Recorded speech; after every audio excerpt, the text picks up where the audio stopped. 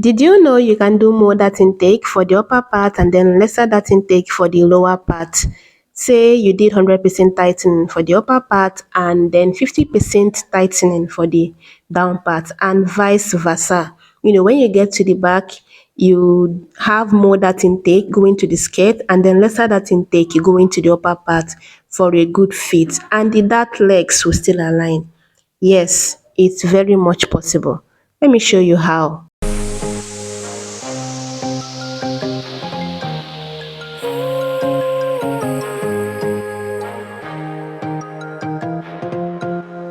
So we'll start by drafting the half scale bodies using the bust dart method. And here I have a space for the front and then a space for the back.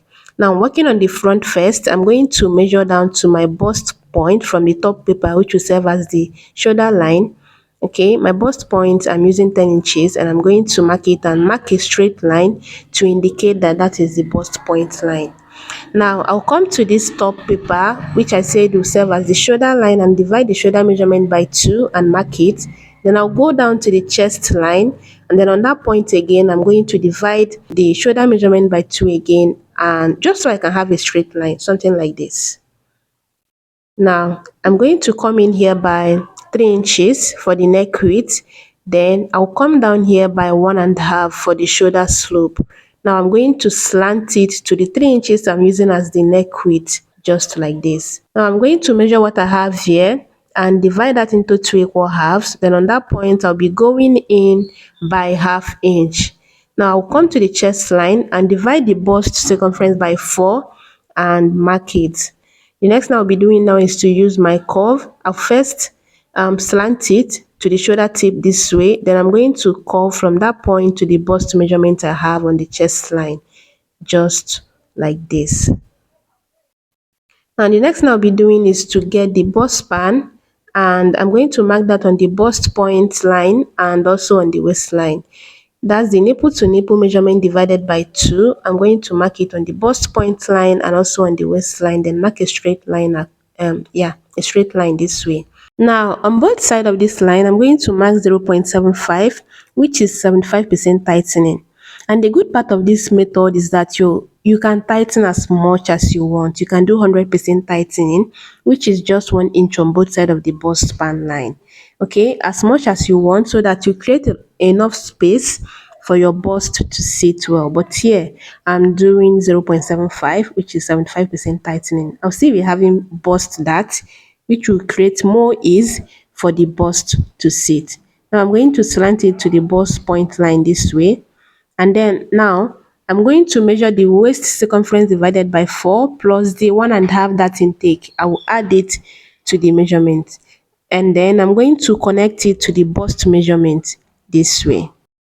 Now I'll come to the bust point line on this side and come down by 1.5, because that's the difference between my front length and then the back length. So you're measuring your front length and then the back length, and then the difference is what you're using as your bust dart.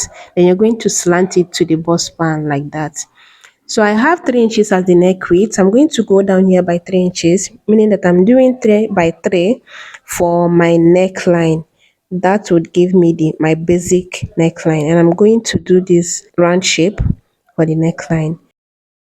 Now the next thing I'll be doing now is to tighten the armhole, because if you leave it this way, it's going to gape, and you're going to do this tightening on the breaking point, where you see that the curve is much.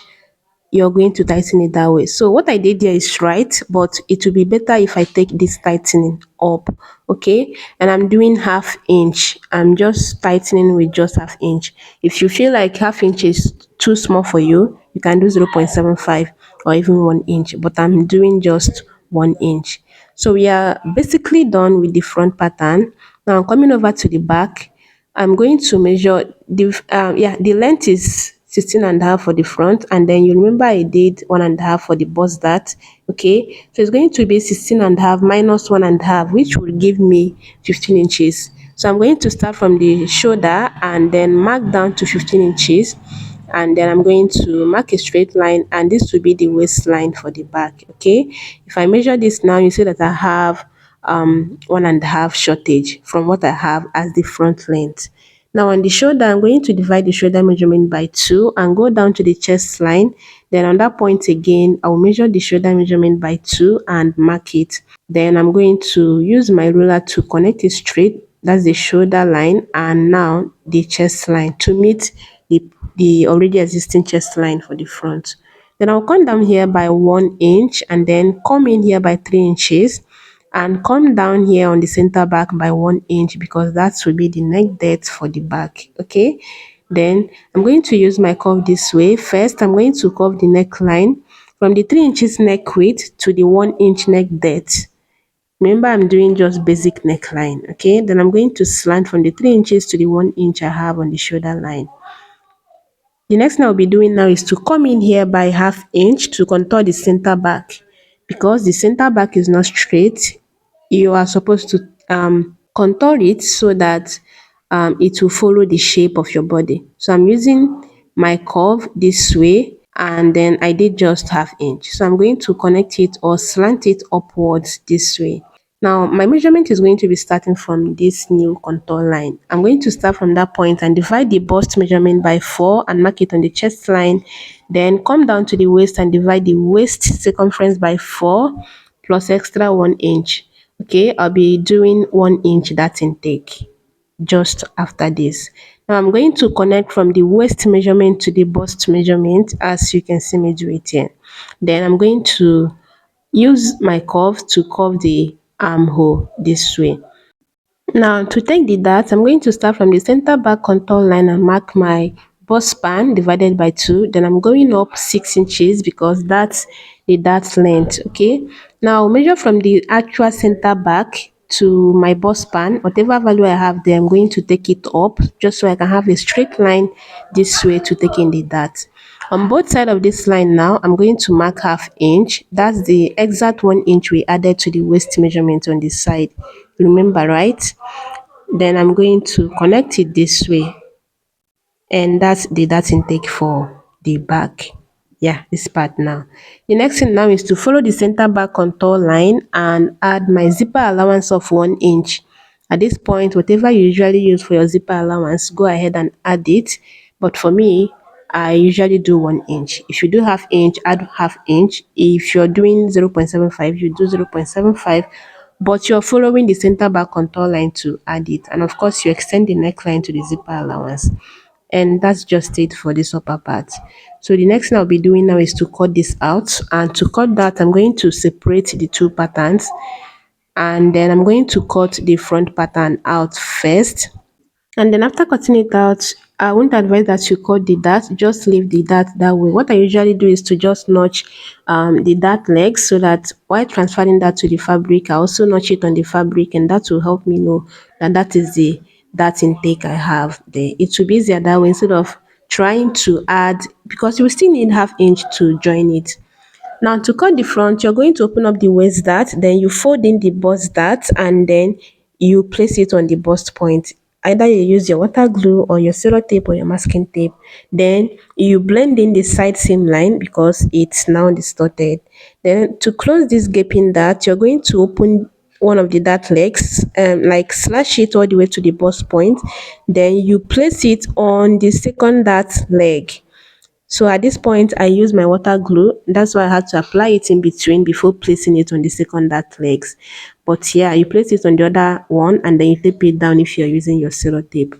Then you go ahead and use your curve to blend in the armhole curve. So either way you choose to do it, either using the other curve or the second curve that you see me do, like the curve ruler. Okay, then after that you go ahead and cut this out. For this waist dart, you can decide to cut it as you see me do it because you have enough space to add your joining allowance there. Then after that, you match up the side front and then the side back. If there's excess anywhere, you can decide to take it out on the armhole or on the waistline. And that's it for the upper part. Now for the skirt, I have a space for the front and then the back. And then I'm going to start from the waistline, which is the top of the paper, and go down to my hip line. Whatever length I have on this paper is going to serve as the knee line. Okay, now I'll start from the waist, measure down to my hip line, which I'm using 8 inches, and then indicate it this way. The next thing now we'll be doing is to bring in the upper part, this part now, and then you're going to measure this part. Okay, so you're measuring from here to here. That's from the center front to the first that leg. Okay, again, you're measuring just this part, and for me, I have 2.75. Now you come to the waist of your skirt and you're marking the same 2.75 this way. Now, for this front skirt, I want to do just 50% tightening. You remember for the upper part, I did 75% tightening because I needed that much ease for the bust area. Now, I'm trying not to create too much ease for the lower tummy, except that is what you want. Then you maintain the same that intake you have at the upper part. But I mean, that's why we are doing this. We are trying not to create enough ease for the lower tummy. Now, on that direction, I'm going to go down to 6 inches as the dart length. Now, 6 inches is pretty much standard for most adults, but it might not be standard for you. The next thing now is to start from that dart leg that I marked earlier and go in half inch. Remember I said I'm doing just 50% tightening, so I'm going in by half inch here. Okay, now measure from here to here, and measuring that I have 2.75 earlier plus half inch, that would give me 3.25. Now I'll come down here on the dart length and mark the same 3.25, and now we can have a straight line to take our dart. Are you following? This is not hard. Like I said, what matters is that you have the same dart leg you have at the upper part. Okay. Now start from this line and go out again by half inch. I already have half inch on the other side of this line. Now I have half inch here. Then I'm going to give it the dart shape. I'm going to just slant it to the dart length this way, and then do the same thing on this other side. I just hope this is just as clear because this is just as simple as it looks. It's not hard. The next thing now is to measure the waist circumference by 4, and then I'm going to add the 1 inch dart intake. Then I'll come to the hip and divide the hip circumference by 4. There is no that intake there, so you're not adding any allowance there. Now whatever it is I have on the hip line, I'm going to come down to the knee and minus 1.5 or 2 inches, depending on how free you want it on that part. Depends on how much you're taking out. 2 inches is not standard, you can even do more. So I'm going to mark 1.5 and also the 2 inches, and mark it out so that you see the shape that we have, and so you can also see the one you're going for. Now I'm going to connect from the hip measurement to the waist measurement, then from the hip measurement down to the 1.5 I have on the knee. Okay, and then after that you see the shape that I have. I'm now going to connect from the hip to the 2 inches I have. That's like the 2 inches I minus from my hip measurement divided by 4. Then after that, I'm going to blend it in the same way you see me do it. And that's pretty much about it for the front skirt. Now coming over to the back, this line will serve as the center back. Then from that line on the waistline, I'll be coming in by half inch, the same value I used to contour the center back for the upper part. Then I'll start from that point and go down to the hip line. Now I'm going to slant it like the center back contour line on the waist to the hip line, this same way you see me do it. Okay, which now means that my waist measurement is going to start from this new contour line, just the same thing we did for the upper part. Because this is a gown, you have to maintain the same contouring you have on the upper part so that it will align when you want to join this to the upper part. Next, you're bringing in the upper part to the back part, and then you're measuring from the center back line to the first dart leg, from the center back to the first dart leg. Okay, just like we did for the front part. Now you're going to start from this center back line too, and then you're measuring to the same value you measured on the upper part. Okay, and then now for this down part, I'll be doing 75% tightening so that we create enough ease for the butt to sit. So from that point, that leg, I'm going to go in by 0.75, and then now I'm going to measure from the actual center back to that point. But first, I'll have to go down by 6 inches, which is the dart length, and then I'll measure from here to here, from here to here. Okay, whatever it is I have there, I'm going to mark the same thing on the dart length, just so I have a straight line to take in my dart. Do you understand that? Now I'm going to mark a straight line this way. Then on this one side of this dot line now, on this other side, I'll be going in by 0.75. I already have 0.75 on the other side. I'll mark 0.75 on the other side, and that's the 1.5 I'm using as the data intake for the back. I said I'm doing this because I want to create enough ease for the butt to sit, so that you can bend and sit as much as you want, even if your dress is really fitted. Now, starting from the center back contour line, you're going to take the waist circumference divided by 4 plus the 1.5 that intake. Then you go to the hip and then take the hip circumference divided by 4. There's no that intake there, so you're not replacing any that. And then you're going to connect from the waist measurement to the hip measurement this way. The next thing now is to come in here by 0.75. You want to contour this part a bit. So from the center back line, you're coming in 0.75. You can do 1 inch, okay? And then you slant it to the hip line this way. Now start from this new line. Whatever it is you have here on the knee, on the front knee, you're going to start from this new contour line and mark the same thing here as the knee measurement. And then you're going to use your ruler to connect from the hip to this measurement you have on the knee now. Is that clear? Then after that, I'm going to also blend in the hip line this way, which you can even do with your scissors, like while cutting this. And then I'm going now to follow this center back line and add my zipper allowance of 1 inch, starting from the waist 1 inch, and then 1 inch on the hip. Then coming to the knee, I'll be doing just half inch. Okay, 1 inch zipper allowance on the waist, 1 inch zipper allowance on the hip, half inch on the knee, and then you're going to use a ruler to connect it this way accordingly. So I'm using my marker to highlight this so that you see this is the center back contour line, and then this is the zipper allowance, which is following the same center back contour line. That's pretty much about it. The next thing now is to go ahead and cut this out. And just like I said for the upper part, there is no need to cut the dart, especially the front dart for this skirt now, because you just need that half inch to sew. And if you cut it, you still add it back to use that to sew. Then after cutting it out, this is what it looks like. So like I said, you are not cutting this. You're simply going to like fold it. Even if you transfer this on your fabric, you notch the dart legs and then you fold it this way and then take in your dart and sew it with the same shape we have here, and it's going to come out right. Then after sewing, you're going to iron your dart for the direction to be going to the side and not the center. You're ironing your dart this same way you can see me place it. The dart allowance is supposed to be to lie facing the side and not the center, not like this but like this. Okay, and then bringing in the skirt and then the upper part for the back, you can see that the center back are aligning, and then the first dart legs are aligning. Then we have the space here, which is also the same space we have on this side.